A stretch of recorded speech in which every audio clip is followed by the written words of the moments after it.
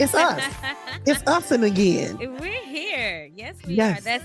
That's colloquial Black English or Ebonics, as they like to say. No, It's African American Vernacular English, AAV. that's Mm-hmm. right. It's using again. Yes, it How do is we us. spell that? I don't know. US apostrophe N, because me being the grammar fiend that I am, I also correctly spell my AAVE, complete with apostrophe, accent marks, the whole nine. It's Mhm. legit. It is legit. All If you right. follow me on Facebook, if you follow me on Instagram, you know that to be true.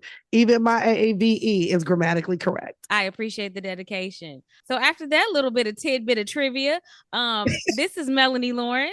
And I'm Holly Chanel, and this is Dipped with Sweet and Hot. Hey, Yes, it is.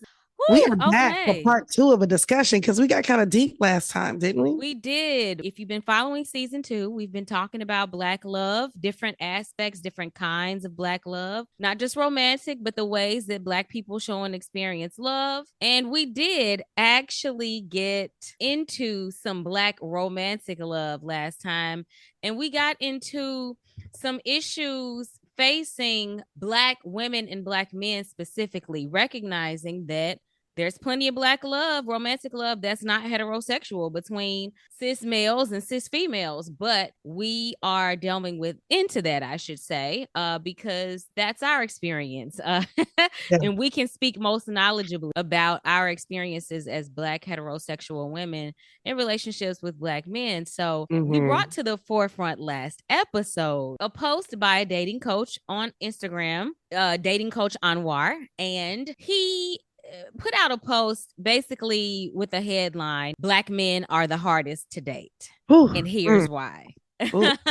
It still stings the second it time does around. stab you just a little bit when you hear the title. But I listened and I looked at this and just felt like, yeah, we need to talk about some of the points that he made. So that's what we delved into, knowing that the audience for his post was Black. Well, he calls himself a fairy godbrother, he likes to say it, to Black and brown women. And so he wanted to highlight for them what are some of the things that they need to be aware of, questions that they need to ask when they're in dating relationships with Black men, because of some unique issues that he feels like Black men carry with them into their relationships. So if you didn't catch that episode previously, rewind, go back and get that one. But we're going to pick up where we left off with that, because Holly was about to share some Holly was about to share some personal experience. But before we do that, and before we let you hear a little bit about what Anwar had to say, I just want to say, after the previous episode, I should say,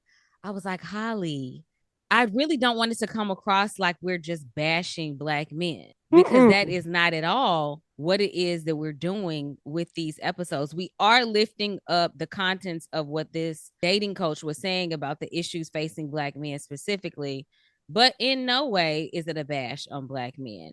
We do have experiences that affirm and validate some of these issues that Anwar is talking about. But in no way is this bashing Black men, because the reality of it is a lot of what we talked about last episode and that we'll talk about this episode, a lot of that I think applies to Black people.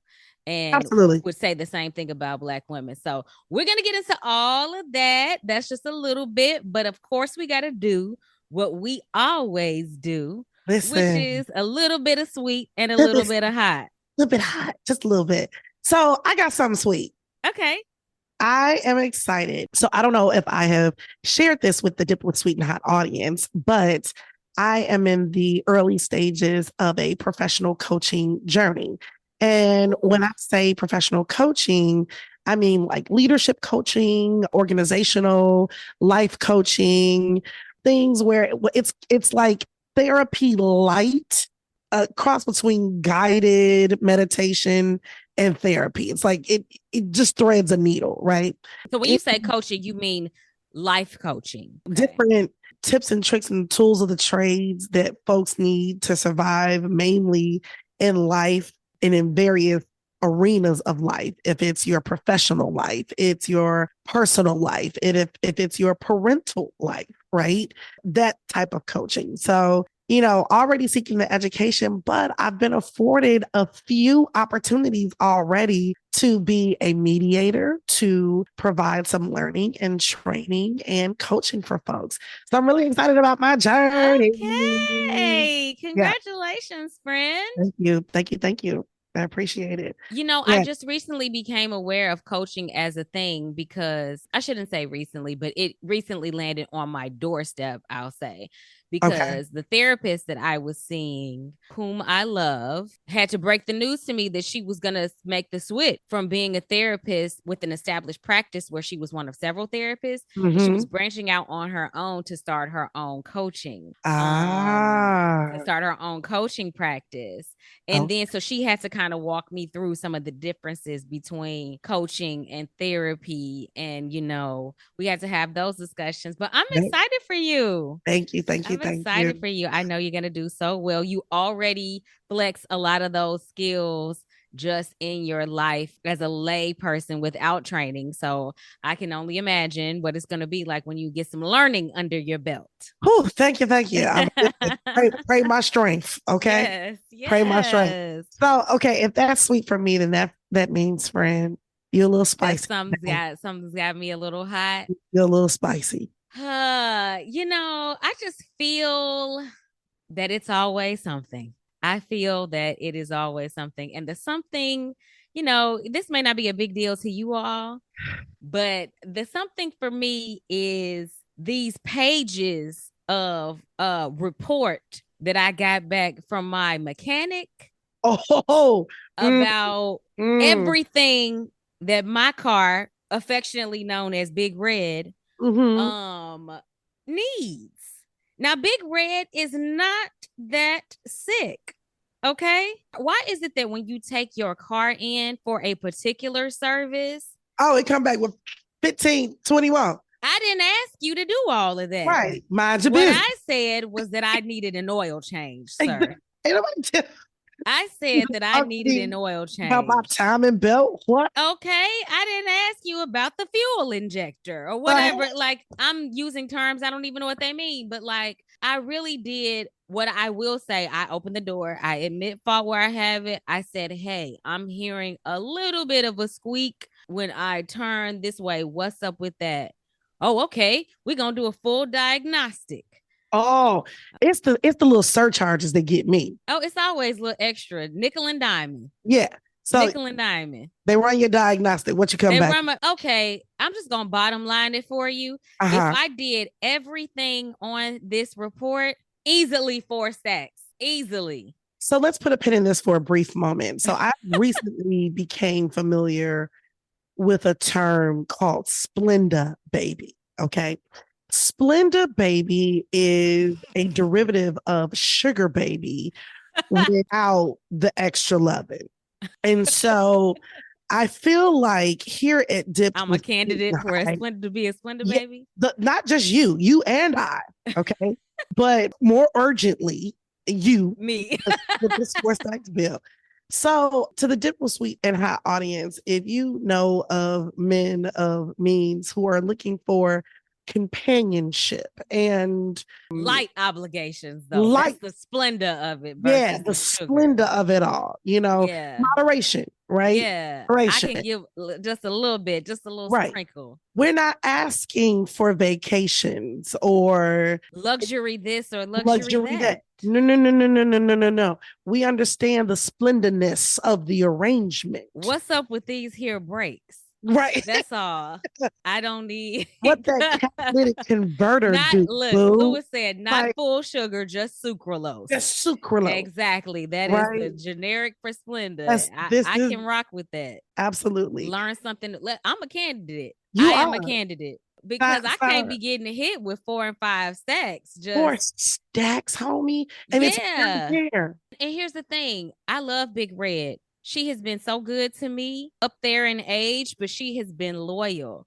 And I generally keep my cars a long time. I'm trying to keep her even longer. So I would like to see her go on. There's greatness in her future, I believe. But this dough got to come from somewhere. So Splenda baby it is. Splenda baby it is. Now, just for context, the reason why I am so familiar with this is because I feel like this was my hot a mere 5 to 6 months ago.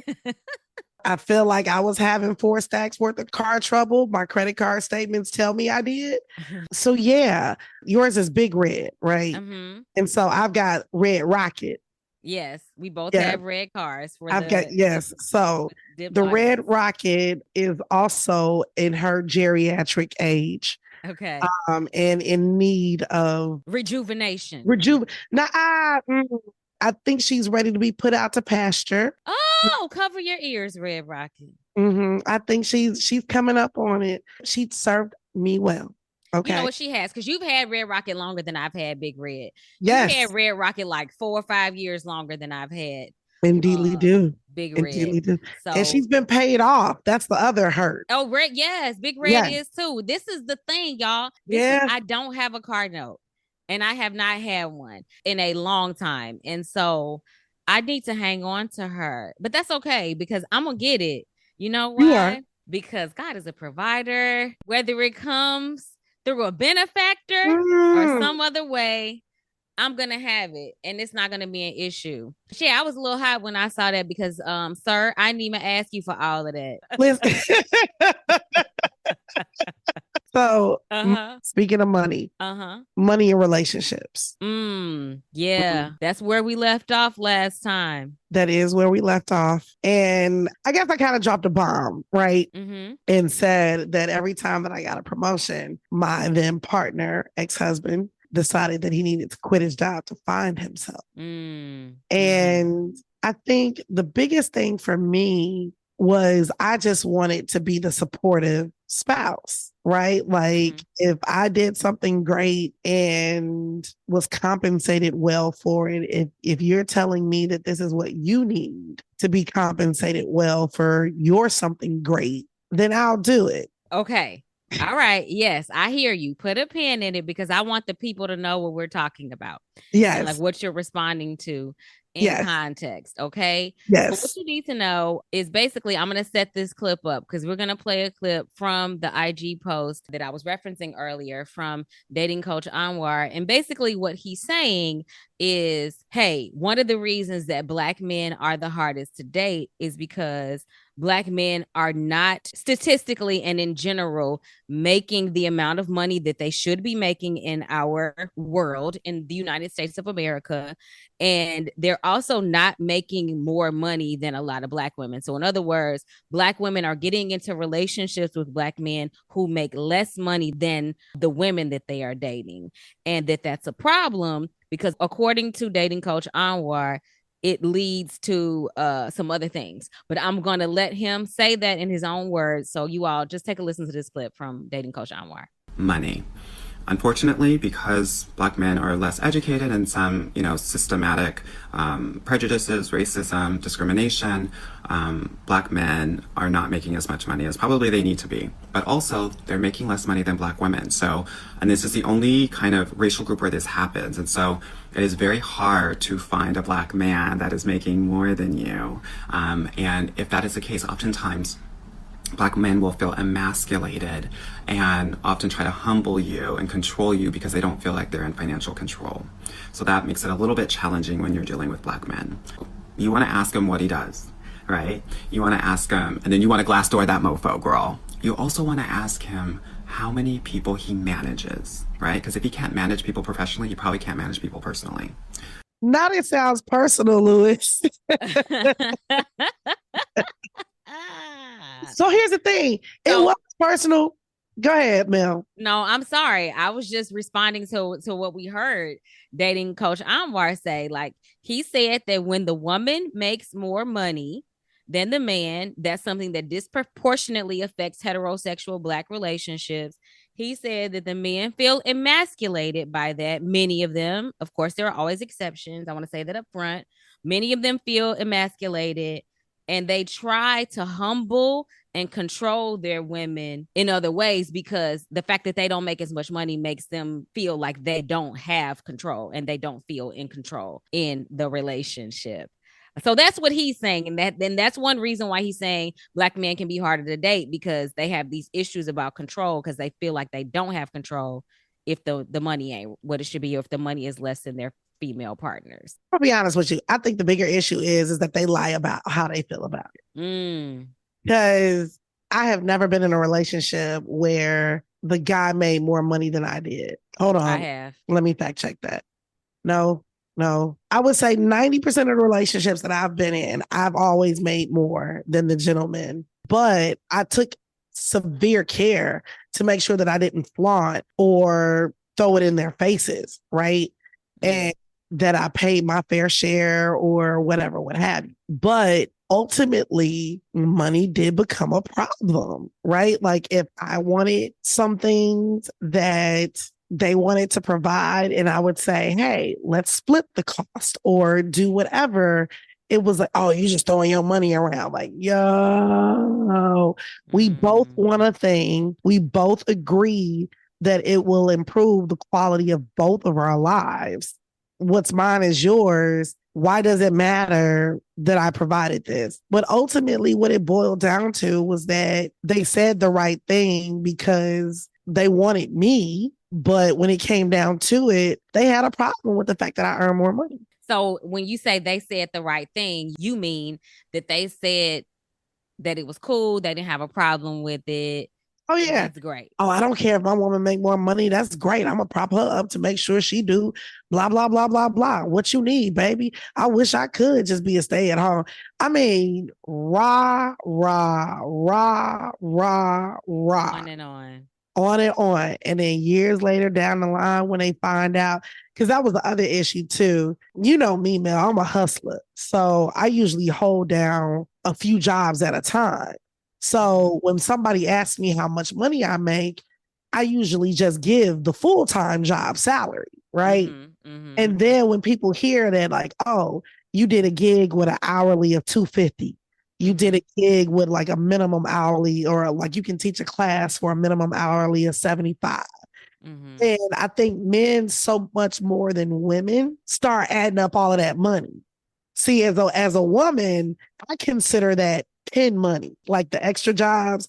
That's that pin money that your grandmama used to not pin money to her bra. Oh, that's a little extra. Well, my grandma pulled money out of her bosom, but I know what you mean. You know what I'm saying? I do know what you mean. But I always counted my salary job as like the real money I made. Where the men that I was dating, they were like, nah, you got money from this. You can afford. I'm like, nah, son, that ain't. Well, so you bring up an interesting point, which is the differences between how couples handle and approach money to begin with.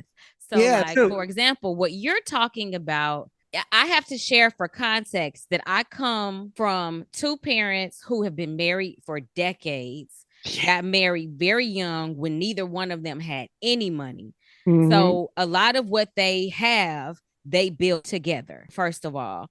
And they always, when I would hear them, because they would frequently be in a position to counsel other couples, especially if you're married. I think I too will draw a line of distinction here between, I think this is different if you're a couple that's married versus if you're a couple that's not married. But I think some of the issues come into play. A lot of this sounds like it's rooted in what I've heard my parents refer to as my money, your money. Yeah. When their philosophy and what has served them well in their relationship is there is no my money, your money. We have, as my mom would say, we got one pocketbook. Yep. We got one purse. We got one wallet. What you make goes in the kitty. What I make goes in the kitty. And everything that we have is ours. And I think that some of this, you talking about guys that you were with, counting your pen money, like counting your hustle money that you had on the side. Oh, you got money over here, you got money over there. And again, I think that's different when you're dating someone versus when you're married to them.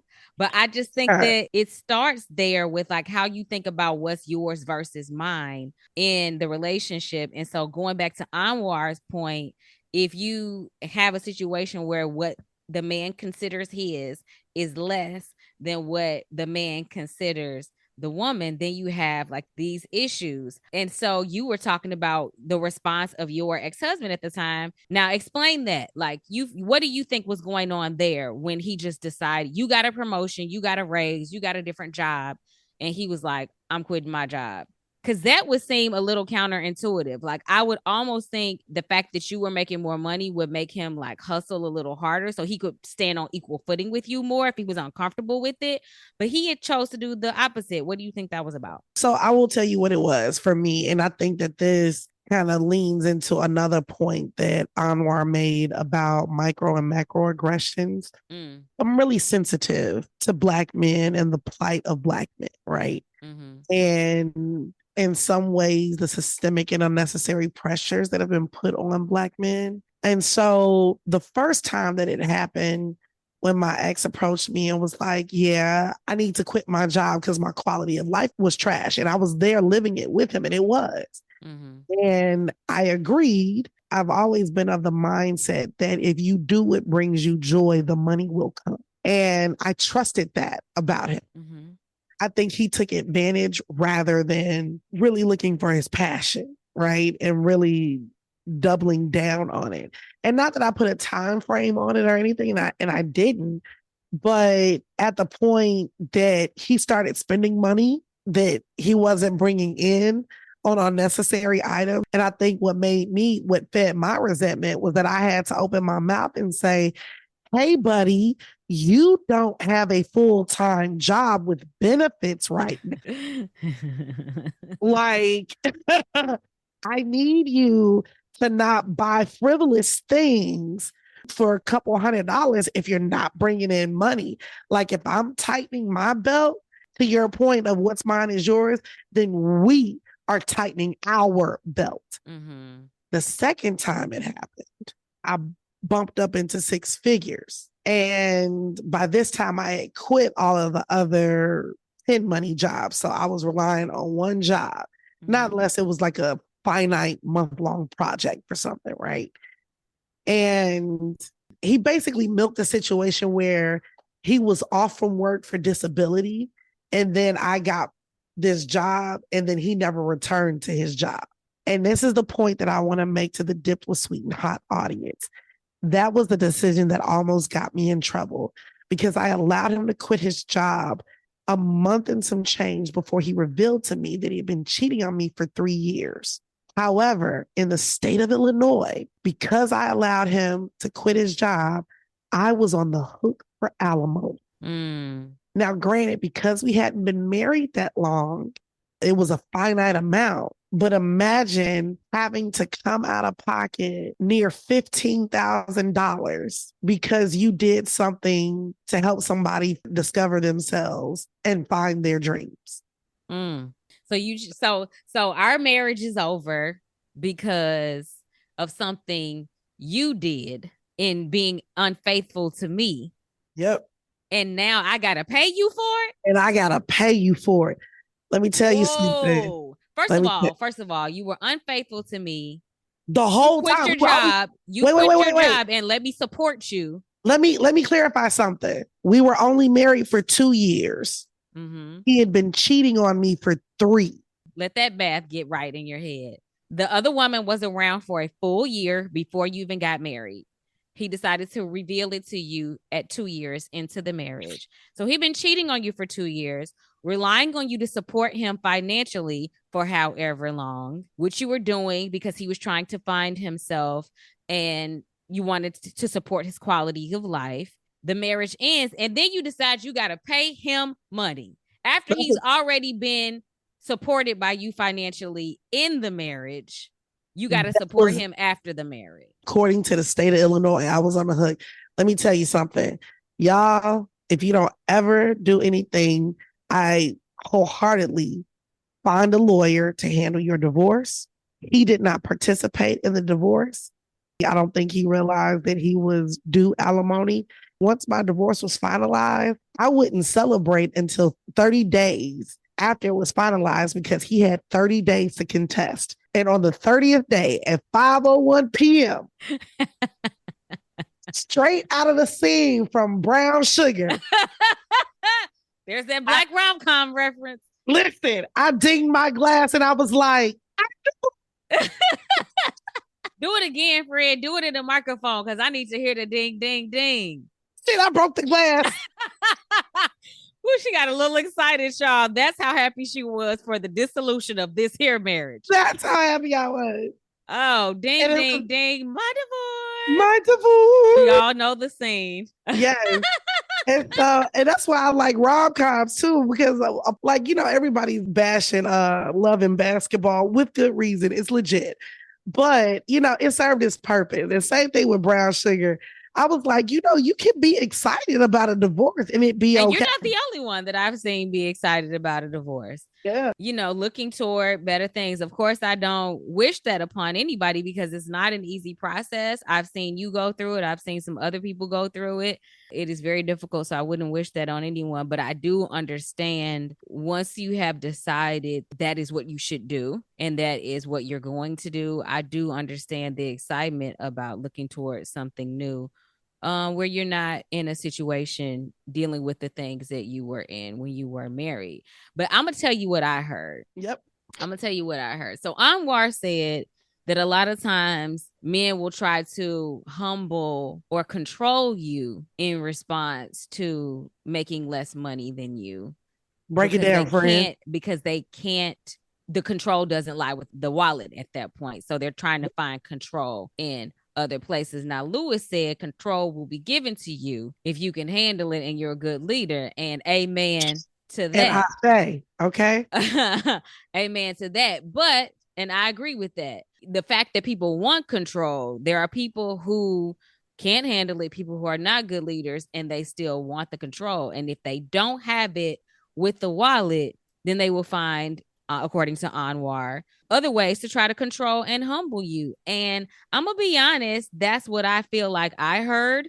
Absolutely. And your ex-husband's response to, I'm going to make life harder for you. Absolutely. Congratulations on your new job. Congratulations that you're making so much money. Here's a bump in the road. Right. Here's a monkey wrench that I'm going to throw at you from left field. And that, my friend, leads me to the next point. So that, I think, falls into a category of a micro or macro aggression inside of the relationship. Something that is done, I will say passively, even though it was very active. I'm going to say passively because it wasn't explicit and it wasn't acknowledged as such. And it to me falls in the realm of passive aggressive, a passive aggressive response. Right. Because it was masked as one, it was something masked as something else. It was an effort to try to create trouble for you, to try to humble you, to try to control you and what you did with your money, but it wasn't explicit and visible that that's what it was. And that's what I think it falls into. If I may boil it down, you're lying.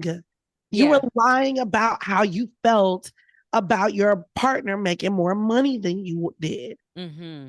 Absolutely. And I think that the crux of what Anwar is saying is that, with these micro and macro aggressions, Black men sometimes just don't know how to handle what they're feeling and be honest about what they're feeling and how that affects the relationships that they're in. Mm. Now, I'm going to put a pin in this and say this is not an indictment on Black men. It is not. Black women go through the same thing. Absolutely. And I think the quicker that we come to a collective understanding that our position specifically in America and in very Eurocentric spaces, right, in very Eurocentric countries, means that there is some systemic hurt and oppression and harm that goes with that, which leads me to say we need therapy. Well, and what he says, yeah, like I see this list of things that Anwar has lifted up as things that make Black men, quote unquote, harder to date. I see all of these as barriers to Black men and Black women having healthy relationships with each other. And so then you're right. The question becomes, how do we, as people trying to have healthy love relationships as Black men and women trying to do that, how can we be aware of these things? And I think honestly that's what Anwar says was the goal of his post. He wasn't trying to incite anything. He wants to raise awareness like, hey, if y'all are trying to do this, you're likely to run into some of these issues. So let me make you aware of what some of these issues are, and let me help you women know what questions to ask, because he speaks specifically to women. Let me let you know what are the questions that you need to ask so that you can see a little bit about your man and if he's struggling with these things. So particularly with the macro and microaggressions, what Anwar said was that I don't think we need to argue here the case that Black people, men, women, non-binary, however you identify, wherever you are on the spectrum, face micro and macroaggressions out in the world because of racism, because of white supremacy. And the point that he's making is that depression, that frustration, that anger, whatever all those negative feelings that you feel about how you are treated out in the world, you can bring that back home into your relationship. 100%. And that can show up in how you deal with the person that you are in relationship with, or in the person that you are dating. And he's saying that can be a barrier, because now you taking it out on me. Basically, if I'm a relationship, and I would say that this can happen. I think that Black women can do this to Black men, and I think Black men can do this to Black women. But I do feel like, as a Black woman, that I have experienced, that I have seen that happen. There's a saying that, like, if you don't deal with your emotions will deal with you. Mm-hmm. There's another saying, if you don't get help to deal with what you're dealing with, you will bleed all over people who didn't cut you. Right. I don't know if you've ever heard that before. You will bleed all over people who didn't cut you. And I feel like that's what happens. Like, and I'm not speaking from experience, obviously, but as I just observed, there is a lot of pressure that Black people face out in the world. There is a lot of pressure that Black men specifically face out in the world. There is a lot of feeling a loss of control, not having agency, not whatever your issues of manhood are, your idea of being a man, that comes under attack out in this world because you feel like someone's got their foot on your neck. And I will say this, to go a step further, it's imprinted on our DNA. That is an innate feeling. That is something that, like, when you come out of the womb as a Black person, that you instantly begin to feel. Like, we're genetically predisposed. I would say there's definitely generational trauma. But I would say specifically to people who are the descendants of Africans who were enslaved in this country. Thank you. Because Black people's experience in other countries is different and can be different. And, Lewis brings up a good point that I didn't acknowledge, the red flags. And I think for me, being an extremely sensitive person, I saw the red flags, but I didn't hold them against him, right? Because I was aware of what it took to be a Black man in America and in corporate America, right? And so I made excuses. I take responsibility for that. I put my needs and wants to the side because I didn't want to be another effing burden that he had to deal with. Again, I'm not saying that my thinking was right, because I've since, like I said, deliverance. I've grown. I understand that my worth and that I deserve just as much consideration as I give my partner. And that's something that I need to look for when I'm looking for someone to be equally yoked with, right? But I freely admit that my culpability in the demise of my marriage was assuming what he needed, because I was aware of the micro and macroaggressions he faces in the world, and then using those assumptions to neglect myself and my own needs, which didn't bode well, right? Yeah. And so to your point, that not that a Black man will come into a relationship and demand that of a partner, but your partner may choose to do that on her own, not realizing what she's getting into. You know what I'm saying? And so it gets to the crux of my point, which is if you're gonna be in relationship with another person, regardless of where you are on the gender or sexuality spectrum, then you owe it to your spouse to do the healing work that you need to do. Absolutely. I mean, because I feel like you have seen what happens when that doesn't happen, right? Yep. So when you absorb all of these micro and macro aggressions out in the world and you bring that back home, what does that look like? What does that show up as? If you're taking it out on your partner, now I'll lift up one example. I'll be very transparent and say that by the time I got to know, I had two grandfathers as a little girl, and they both adored me. And I adored them both. Now, one of them I was with much longer. The other one died when I was a little girl. And by the time that he came along, he had mellowed out, as they say. He had mellowed out. We always had a lot of fun. I have fond memories of him, though I only have few memories of him. But I learned about him as I grew. I learned about the kind of person that he was as a husband, about the kind of person that he was as a father, as I grew up and was able to have those conversations with some of my family members.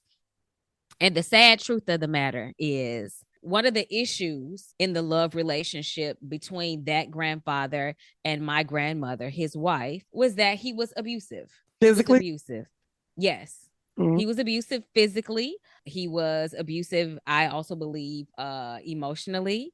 He was also abusive to some degree financially, I believe. And so there was abuse in this relationship, which as I listened to some people in the generation before me speak, it sounded like this was common among Black men. Yes, in absolutely. the 1950s and in the 1960s. This problem of domestic violence against these Black women that they were married to was common at the time. And, you know, obviously it's still an issue. Domestic partner violence is still an issue today. But what I want to say is my grandfather had a wife and 10 children that he was responsible for providing for in the 1940s, 50s, 60s. He kept a job. He did the best that he could with that. But I can only imagine the microaggressions that he faced as a man out in the world. And his inability to cope with that in a healthy way showed up in the form of abuse to the woman who was also trying to work her fingers to the bone.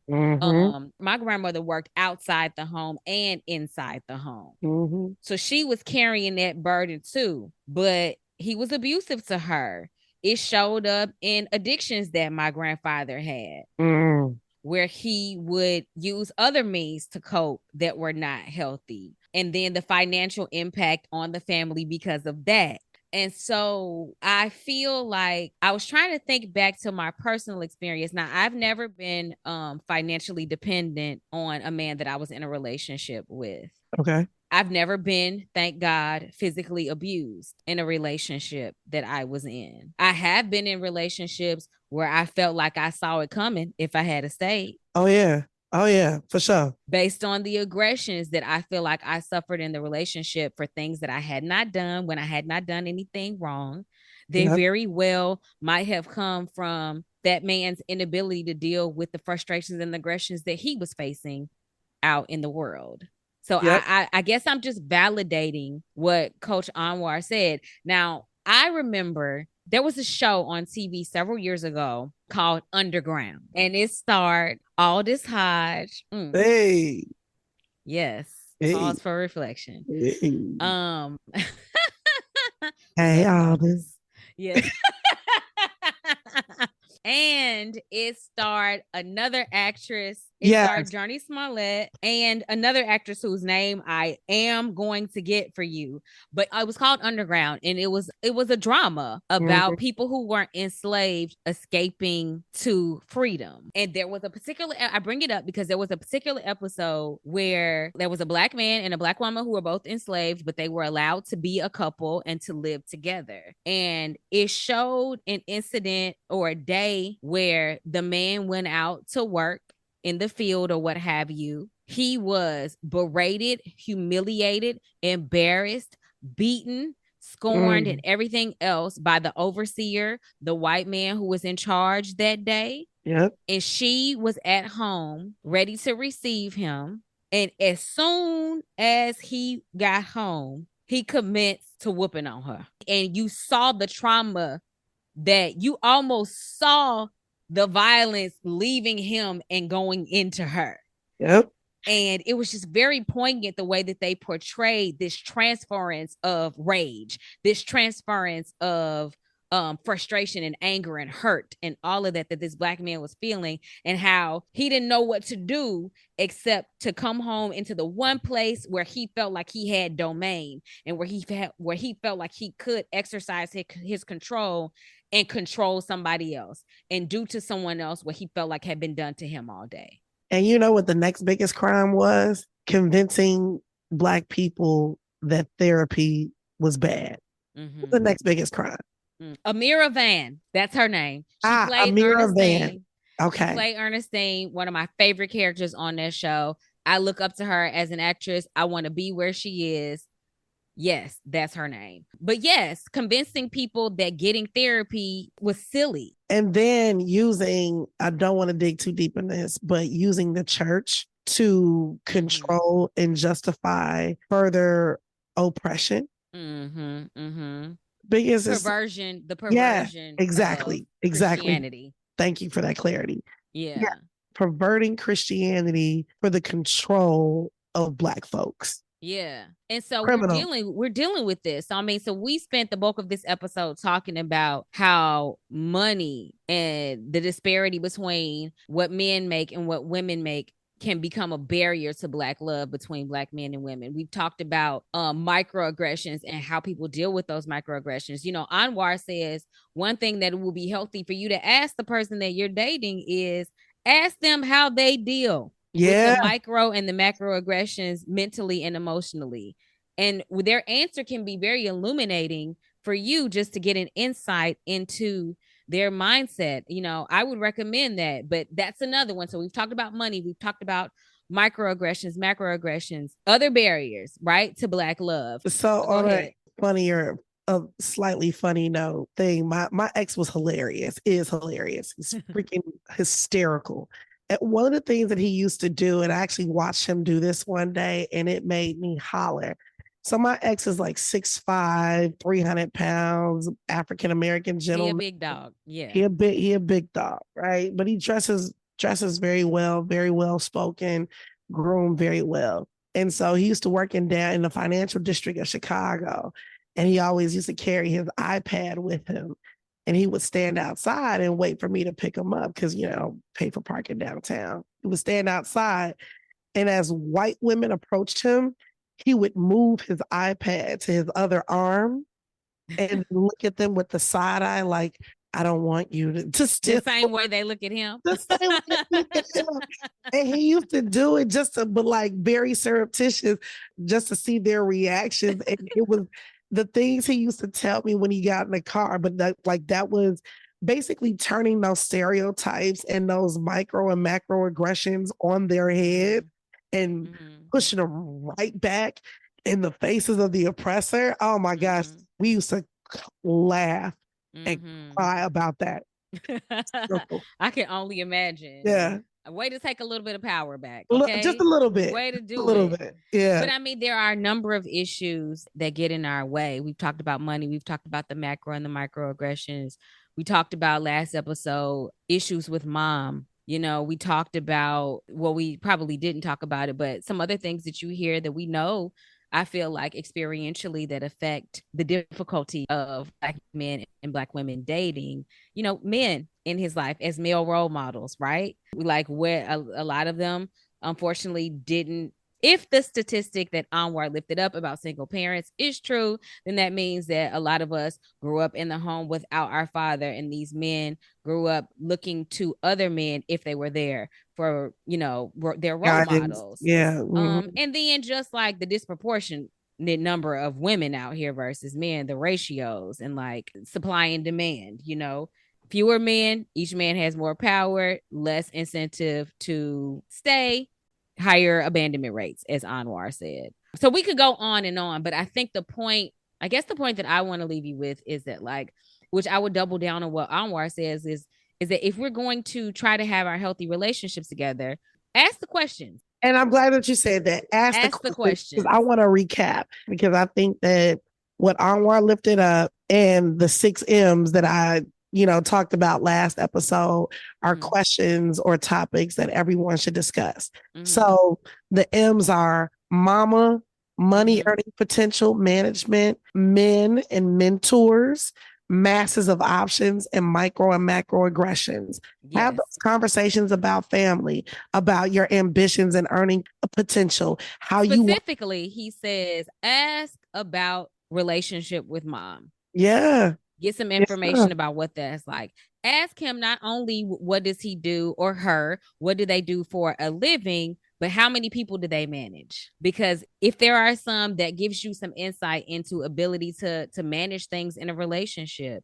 Ask about the men in his life, what kind of role models he had as a man. Ask him how many relationships he's been in that have lasted more than a year. So you have a sense of his in the past, although people can change, but his tendency to stay or leave.